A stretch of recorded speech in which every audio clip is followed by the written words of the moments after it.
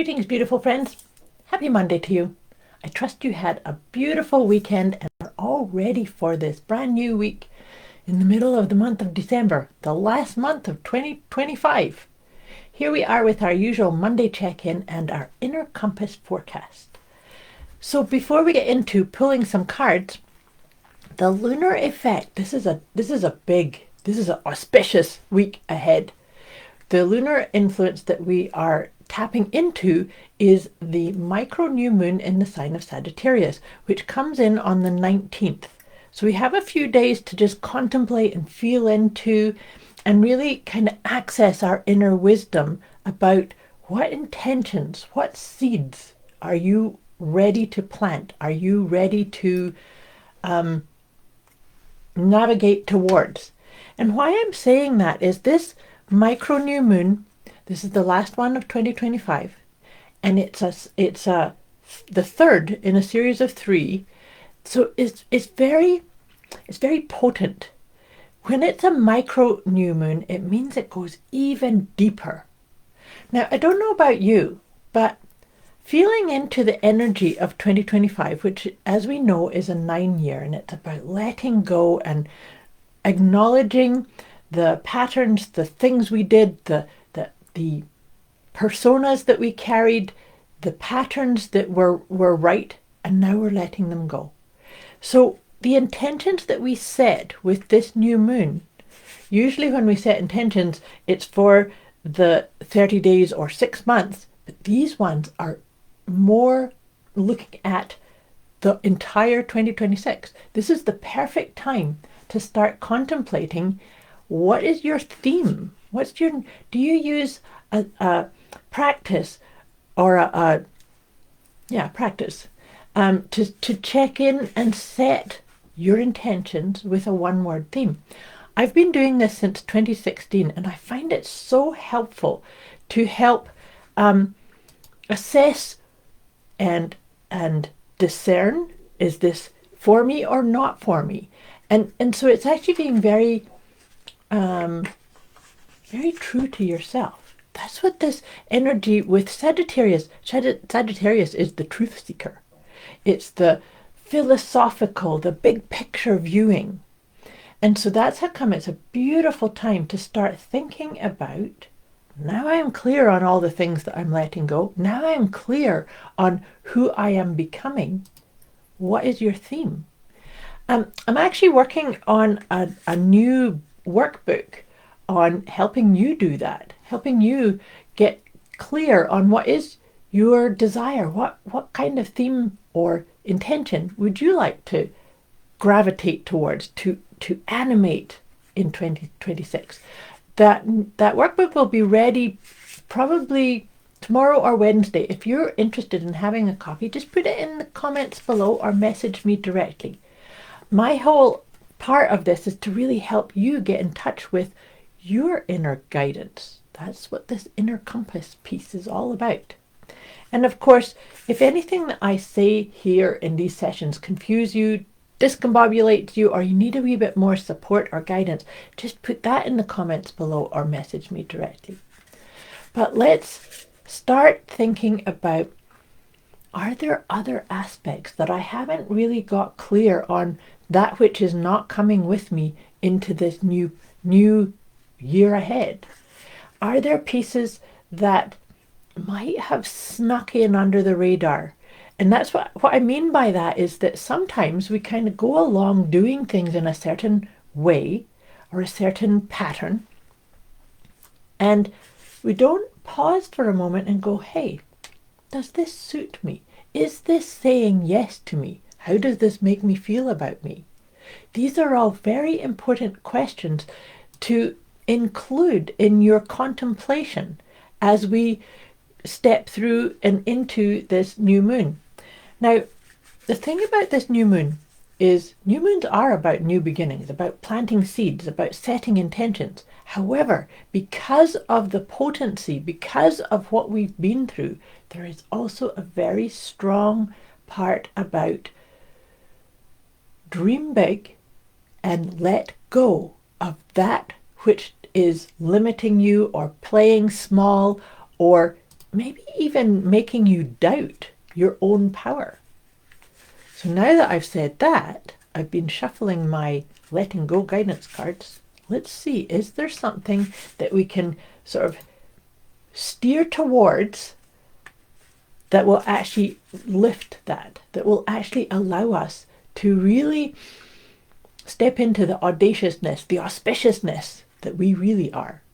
Because sometimes, and that's what I'm saying about the letting go, sometimes that can just be a you're not enough, or you don't know enough, or when you start contemplating a what if that was possible, which is coming in from that Sagittarius energy, there can be a little bit of that yeah but dialogue that comes up. So if that happens, let's see what we can focus on letting go of in order to and I always laugh at these cards. They always seem to have a sense of humor. It's the pattern. Do you have a pattern of allowing that yeah but to come up and unchecked and just sort of saying, thanks for your guidance, I'm not listening to you? That, when I talk about letting go, sometimes that's all it is. It's just recognize, oh, that doesn't serve the highest version of who I am. So I can acknowledge it because it was for me at some point, but it's not in alignment with who I am becoming, with who I am stepping into being in this new year ahead. I trust that makes sense. But now we're going to have a tarot card. Let's see what tarot card wisdom wants to come in and help us kind of navigate through this, kind of come into telling ourselves the truth to ourselves about ourselves. And also, the other part around this too, this is the time of year that's very important to find your rhythm, find your pace. Can you slow things down? As we step into the festive season, this is a beautiful time to take some time, maybe go for longer walks, maybe meditate for a wee bit longer, maybe contemplate on the things that you are grateful for, and contemplate also on the things that aren't serving the best version of you. So as I'm planting those ideas to kind of see, is there a pattern that needs to shift, and to just say, that served, but it's not part of me anymore. So let's see what, oh, this is beautiful. Actually, that's funny. 2 tarot cards came up. They have a bit of an attitude today too. The first one is 7 of Cups. I really like the 7 of Cups. So I just said about how does this make me feel about me? 7 of Cups is all about really tapping into your emotional landscape, into your feelings, but it's also about choices. So maybe as we contemplate the theme, or that one word theme idea that I just suggested, the idea here is don't get too caught in ruminating about, oh, maybe this, and oh, maybe this, and oh, maybe this. Allow that wisdom to land into you and come into your heart. And that's why I'm chuckling. This one wanted to come out too. This is the Ace of Wands. So the Ace of Wands that actually makes me think of what I've said to you oftentimes, is the answers you're looking for are looking for you. That Ace of Wands is like the new beginning, maybe that's your word. Maybe that's I have to just open my hands and allow it to come in, and allow it to recognize me just as much as I recognize it. So again, if you're interested in that workbook, that might actually be the sign that you need to say, whether you have done this idea of choosing a one-word theme or not, maybe this is the time to start or continue, whatever is right for you. But now I'm shuffling the Healing with the Angels cards. We'll have 3 of these Healing with the Angels. Let's see what kind of inspiration they're going to provide us with this beautiful new week ahead. Beautiful. The first one is support. That's a really good one too. You know how sometimes when we are setting intentions, or we're looking at what we want to navigate towards or create more of or create less of, we forget that we have this auspicious team around us, this energy. We can always tap into the energy of our higher self, of the universe, of our angels, our guides. We are multidimensional beings, and sometimes we get too caught up in the pattern of, look at this problem or this issue, or I have to deal with this, or maybe it's a part of surrender, and maybe there's a strong piece of self-acceptance. Accepting that if there's a woulda, coulda, shoulda, or a I didn't measure up, or I should have done better. No, I always did the best I could, and I continue to do the best I can. And everything that shows up for us is for us, even if it feels like discombobulating or a challenge or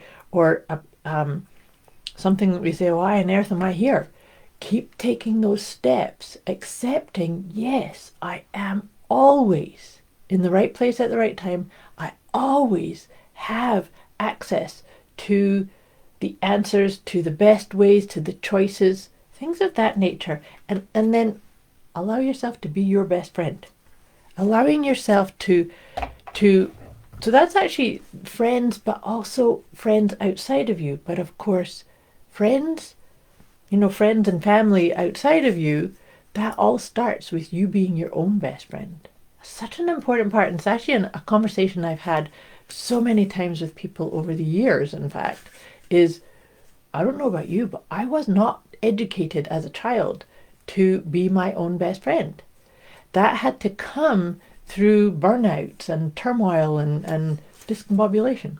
So maybe that could be part of your intention, that as you step across this threshold, and I didn't mention this, that the other part that's making this so very powerful is that this micro new moon comes in just a few days before the equinox.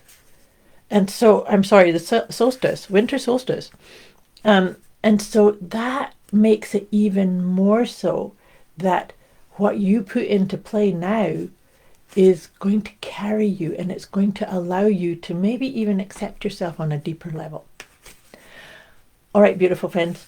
Like I said, let me know if you're interested in that workbook. I'd be happy to send a copy of that on to you for the one-word theme. And I'm going to just send you off into this magical, auspicious week ahead. But before I do, we're going to get one Liberate Your Inner Truth card. And it's I am reflective. That's actually kind of a nice one to come up right on the heels of that friendship card. I am reflective. You are reflective. I recognize that the qualities I see in others are simply a reflection of what's within me. When I see the things I like in a person, I have a look within me too. In this way, I share and shine my light. May you share and shine your light in auspicious, beautiful, expansive ways with this incoming final new moon of 2025. I wish you a superb week ahead. Much love to you. I'll be back again with you next week. Have a fabulous week.